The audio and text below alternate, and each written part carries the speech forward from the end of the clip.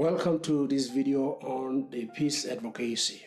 In one of my previous videos, I was talking about amnesty and illegal firearm disarmament program as one of the practical and strategic approaches to stop law and order issues, especially in Sirunki, in Enga, and in other parts of PNG where tribal fight is common.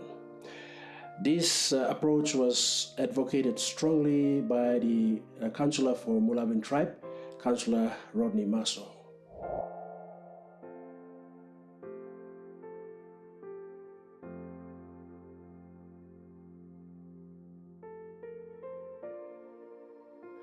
Now, in this video, we'll be looking at the views of the president of the Sirunki LLG and the ward councillor of the Kunalin tribe of Sirunki, Honorable Douglas Tamarua. In acknowledging the Peace Advocacy Society of the Sirunki Lutheran Secondary School for their milestone steps in advocating for peace in Sirunki area, E-Inheritance advocates for a couple of strategic and practical approaches towards peace in the communities. Sirunki Secondary School has taken a very positive approach towards addressing law and order in Sirunki. I think that's the first of its kind. I've never seen a school taking a bold stand to address escalating law and order in respective districts and LLGs, in the province as well.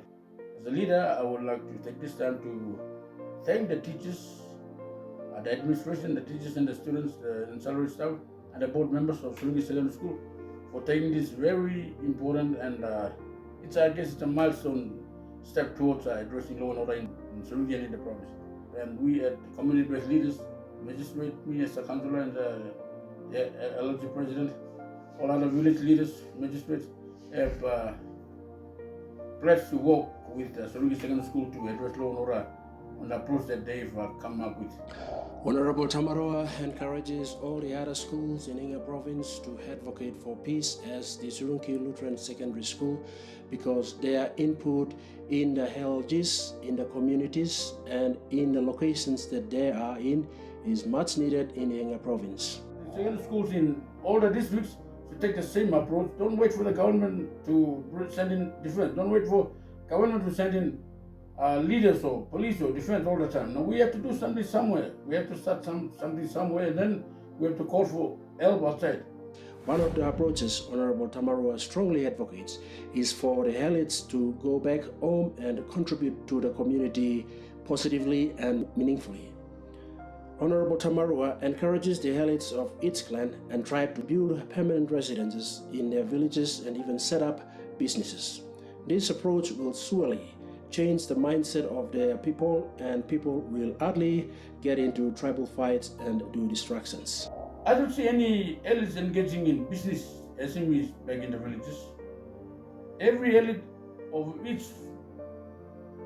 tribe, they are going out living out in Mosby. They're doing business in Mosby. They're sending the kids to schools in Mosby. Well, that's good, that's fine, but when you escape from trouble back in the villages, each village or each communities, there's always trouble back, So, elites should, rethink that approach and then come back to the village. They can send the kids to school outside, they can do business outside, but at least they should have a permanent residency in each of their villages. He also raises a concern that the Hillites seems to be buying illegal firearms and supplying munitions. This encourages locals to fight more than thinking about living a peaceful life. When Hillites contribute positively to the community, the people will surely change their mindset and live a meaningful life in their community. They just seem to be escaping, and then from outside they seem to be supplying bullets. They seem to be supplying weapons into the villages. So the elites should be the one leading by example. Far out in Mosby or late, they seem to be talking about law and order. They seem to be talking about lawlessness in the province. They seem to be talking about how they can go about solving those issues, law and order issues in the village. But actually, they don't own anything in the villages. They don't have a house there. They don't have their families staying in the village. Another approach President Tamarua is strongly advocating is Rausim Kunai Putim Kapa. Rausim Kunai Putim Kapa is one of the good development policies of the WABEC DDA led by Honorable Dr. Tom Lino. When this policy is truly implemented, people will now start to respect and value their assets more than thinking about causing troubles.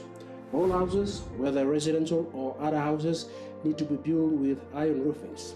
The shine of the iron roofs will advocate for peace. Rosin Kune putting cover.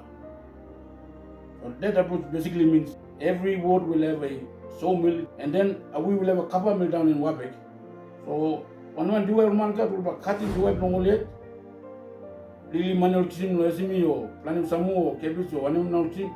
They will mill it, their timbers, and then the WebDD will provide them with corrugated iron roofings. So basically, Rosin Kunai putting cover meaning all man by getting cover house place. That approach should be taken by all the 6 DDAs and even our provincial government. Evidently, there are some places in Sirunki that have stopped tribal fight and have lived peacefully in the recent 3 to 4 years. Let me take Wedding Clan, Mulabin tribe, Wedding tribe, Kunulen tribe for instance. Those who are warlords, warlords have been living there. They also still plenty. They've been freaking, they were road bloggers of the Kamsala road now. Blowing car, money, stealing money kind of thing. But 1 million timber, working house, we heard of gun shots and village shots every time. But now, people are looking cup houses. We're hearing gunshots from these places. Similarly, if all the districts, all the DDAs, the Inga provincial government, if we can have some, secure some funds and have some funds allocated to rural housing programs and cup house by housing gunshot and gunfighter. In conclusion, there are 3 approaches discussed in this video. Number 1, the peace awareness by schools and other organizations. Number 2, the Hillites, positive contribution to their home villages. Number 3, the Rausim Kunai Putim Kapa approach. More approaches to stop law and order issues will be advocated in contents like this. So, if you have a bright approach that you think should be published or you want us to put it in video content like this, you can simply reach us on 736-40849. You can also comment on this video. Please don't forget to share this video so that it will reach many people. And keep following us for more updates. Bye for now.